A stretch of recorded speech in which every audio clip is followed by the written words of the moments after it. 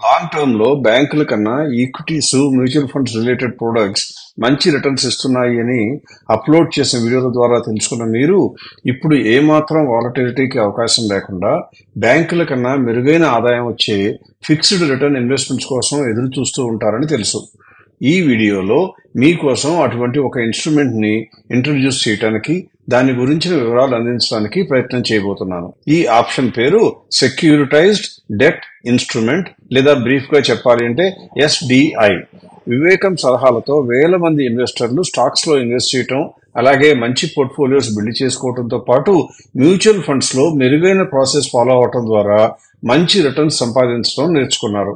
ఇప్పుడు fixed income లో కూడా బ్యాంకుల కన్నా మంచి రిటర్న్స్ రావాలి అంటే గతంలో మనం చెప్పినటువంటి లిక్విడ్ లోన్స్ అనే అవకాశం ఒకటి అయితే, ఈ రోజు నేను మీకు చెప్పబోయేటువంటి SDI అంతకన్నా మెరుగైన రిటర్న్స్, అంతకన్నా సేఫ్టీతో మీ ముందుకు రాబోతుంది. ఈ వీడియో చూసిన తరువాత ఫిక్స్డ్ ఇన్కమ్ ఆప్షన్ లో మెరుగైన రిటర్న్స్ సంపాదించడం అనేది మీ ముందు ఉన్నటువంటి అవకాశం. వాడతారా లేదా అనేది మీ నిర్ణయంపై మాత్రమే ఆధారపడి ఉంటుంది. అవకాశం మాత్రం అలానే వేచి చూస్తూ ఉంటుంది. బ్యాంకులు మనకి ఎందుకు చాలా తక్కువ ఇంట్రెస్ట్ రేట్ మాత్రమే పే చేస్తున్నాయని ఒక్కసారి కనుక ఆలోచిస్తే మనకి తెలిసే విషయం మనం కోరుకుంటున్నటువంటి అపరిమితమైన సేఫ్టీ అని మనకు అర్థమవుతుంది. మరి అంతకన్నా ఎక్కువ సంపాదించాలంటే ఏం చేయాలి? బ్యాంకులు, NBFCలు వారి వద్ద వడ్డీ తీసుకునే వారి క్రెడిట్ హిస్టరీ మరియు రీపేమెంట్ హిస్టరీ చూసుకుని వీలైనంత ఎక్కువ రేట్లకి వారికి వడ్డీలని డబ్బులు అప్పుగా ఇస్తూ ఉంటాయి. మైక్రో ఫైనాన్స్ ఇన్స్టిట్యూషన్ మోడల్లో చిన్న చిన్న మొత్తాలని అప్పులుగా ఇచ్చేటువంటి non banking finance company NBFCs కి డిఫాల్ట్ రేటు 0.1% కన్నా తక్కువగా ఉన్నట్లు మనకి తెలుసు. ఈ సెక్యూరిటైజ్డ్ డెట్ ఇన్స్ట్రుమెంట్స్ లేదా SDIని రెగ్యులేట్ చేయడానికి RBI అండ్ SEBI ఎన్నో రూల్స్ ని ఏర్పాటు చేయడం జరిగింది. వీటి వల్ల రీటైల్ ఇన్వెస్టర్స్ యొక్క డబ్బుకి ఎన్నో అంచెల అదనపు భద్రత కల్పించబడింది.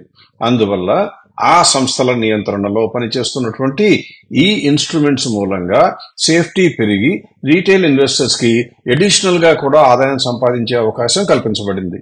పైగా ఇలా పూల్ చేసిన లోన్స్ లో డిఫాల్ట్ రేట్ ఎప్పుడూ కూడా దాదాపు 0గా ఉండటంతో సేఫ్టీ చాలా ఎక్కువ అని మనం గ్రహించవలసి ఉంటుంది. బ్యాంక్ డిపాజిట్లపై మనకు వచ్చే వడ్డీకి భిన్నంగా ఈ SDI మార్గంలో మనకి వచ్చేటువంటి క్యాష్ ఫ్లోస్ లో ప్రిన్సిపల్ అమౌంట్ మరియు వడ్డీ కూడా కలిపి ఉంటాయి. కాబట్టి మన యొక్క సేఫ్టీ రీపేమెంట్స్ పెరుగుతూ పోతున్న కొద్దికి మన సేఫ్టీ కూడా పెరుగుతూ ఉంటుంది. అందువల్ల ఇన్వెస్టర్స్ హ్యాపీగా ఉంటారు.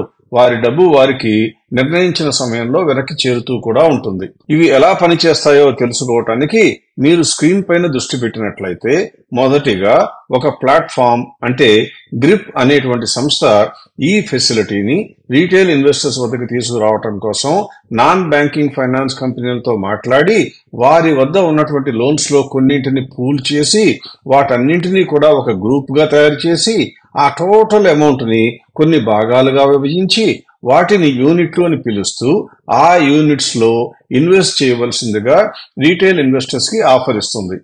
ఈ ఇన్స్ట్రుమెంట్స్ పైన కొద్దిగా అవగాహన పెంచుకున్న డిపాజిటర్లు తమ వద్ద ఉన్న మొత్తంలో కొంత భాగాన్ని, బహుశా బ్యాంక్ డిపాజిట్లకు బదులుగా ఈ ఇన్స్ట్రుమెంట్స్ లో ఇన్వెస్ట్ చేయటం ప్రారంభించడం కూడా జరిగిపోతుంది. దీంతో ఈ ప్లాట్ఫామ్ యొక్క అందుబాటులోకి ఇన్వెస్టర్ల సొమ్ము చేరుతుంది.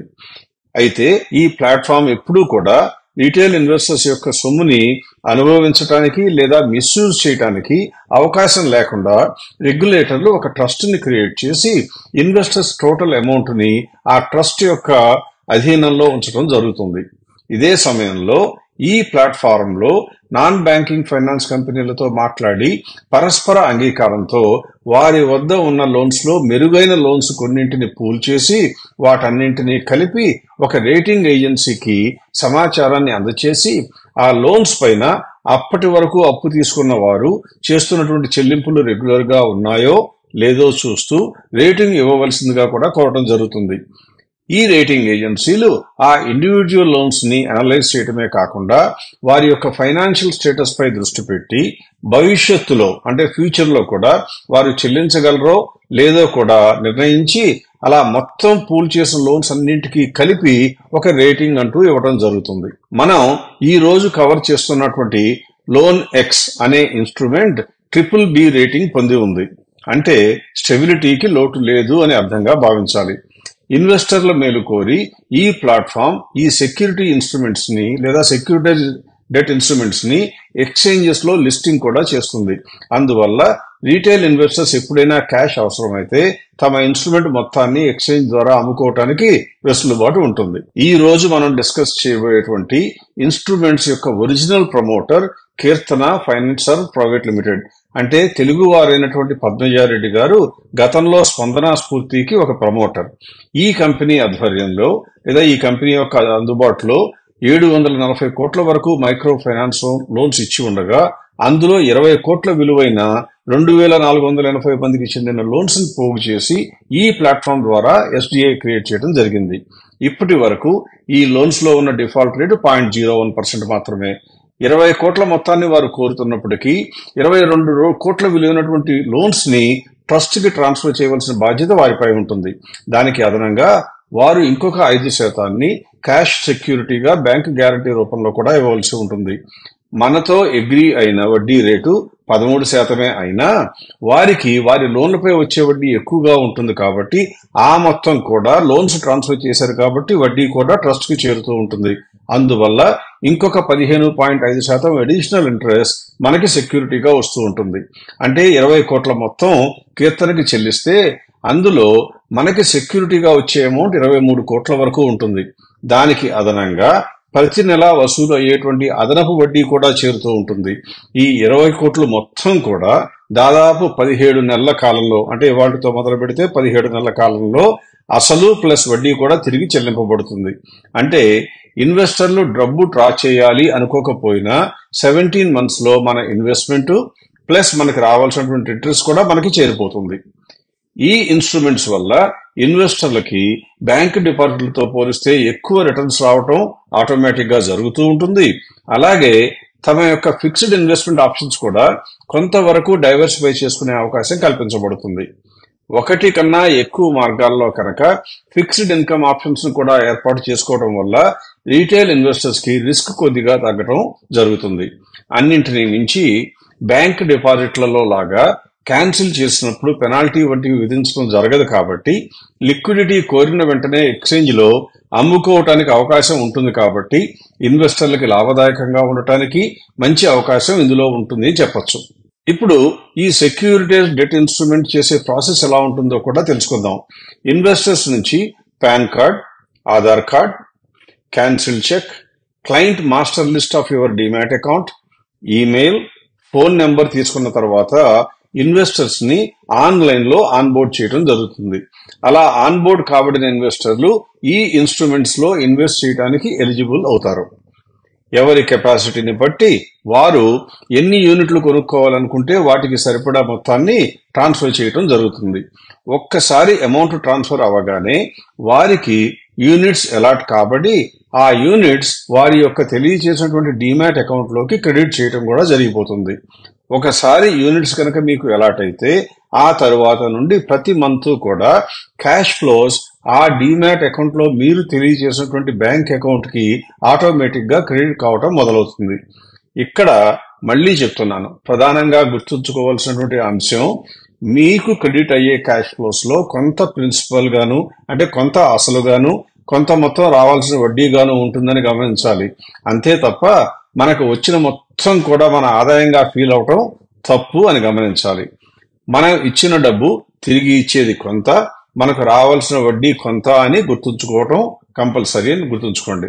కాలక్రమంలో మనకి డబ్బు గనక అవసరమైనట్లయితే మన యూనిట్లని స్టాక్ ఎక్స్చేంజ్ లో అమ్మివేసినట్లయితే మిగిలిన మొత్తం అంతా కూడా ఒకేసారి మన బ్యాంక్ అకౌంట్ లోకి చేరిపోతుంది. వీటి యొక్క పెర్ఫార్మెన్స్ 2023 సంవత్సరంలో ఎలా ఉందో చూపించే గ్రాఫ్ ఇప్పుడు మీరు చూడవచ్చు. అంటే 2023లో దాదాపుగా 13% వచ్చింది. 2024లో కూడా మనకు వచ్చేటువంటి ఇంట్రెస్ట్ రేట్ ఎంత అంటే 13% వచ్చింది. మనకి అందుబాటులో ఉన్నటువంటి లోన్ ఎక్స్ నుండి మనకి వచ్చినటువంటి ఆదాయం బ్యాంకులు ఇచ్చే ఆదాయం కన్నా ఎంతో మెరుగ్గా ఉందని మీకు ఇప్పటికే అర్థమై ఉండాలి. ఈ మార్గంలో SDI ద్వారా మనకు వచ్చే ఆదాయం ఎంత శాతంగా ఉంటుందో చూపించడానికి ఇప్పుడు మీకు స్క్రీన్ పై ఉన్న స్లైడ్ ఇంకొంత సహాయపడుతుంది. వీటి ద్వారా మీకు అర్థమయ్యేది ఏంటంటే మనకి సంవత్సరానికి 11 నుంచి 13% వరకు ఆదాయం వస్తూ లిక్విడిటీ ఎప్పుడు ఉండటం ఒక అంశం అయితే, బ్యాంక్ డిపాజిట్లలో 5 నుండి 7% వరకు మాత్రమే లేదా మాక్సిమం 8% వరకు మాత్రమే వడ్డీ వస్తూ ప్రీ మెచ్యూర్ గా క్యాష్ చేసుకున్నట్లయితే కొంత పెనాల్టీ విధించబడి నష్టం కూడా వాటిల్లుతుంది.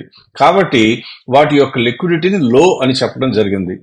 గవర్నమెంట్ బాండ్స్ లో ఇన్వెస్ట్ చేసినట్లయితే మనకి వచ్చేటువంటి వడ్డీ 6 నుంచి 7% వరకు మాత్రమే ఉంటుంది. ఇంకా కొద్దిగా తక్కువ కూడా ఉంటుంది ఒక్కోసారి.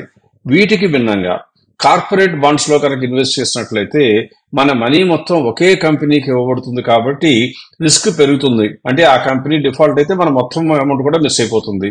పైగా అవి అమ్మాలి అంటే మార్కెట్ లో మనం డిస్కౌంట్ లోనే అమ్ముకోవాల్సి వస్తుంది కాబట్టి కొద్దిగా లిక్విడిటీ ప్రాబ్లం ఉంది అని కూడా తెలుసుకోవాల్సి ఉంటుంది.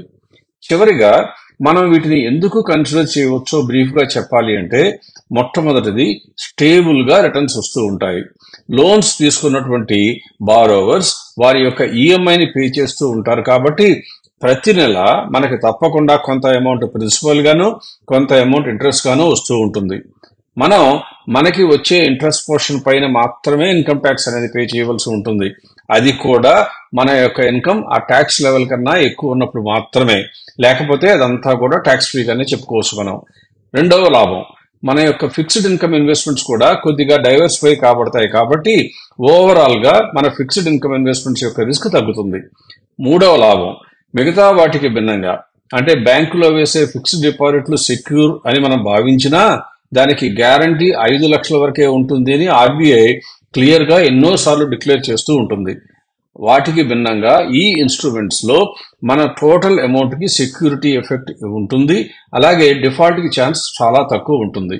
Let us begin unlocking our potential to wealth creation today. అవకాశాలు ఉన్న డైలమాతో వాటిని కోల్పోతారా లేక వాటిని అందుకుని వెల్త్ క్రియేట్ చేసుకోవడం మొదలు పెడతారా అనేది మీ ఇష్టం.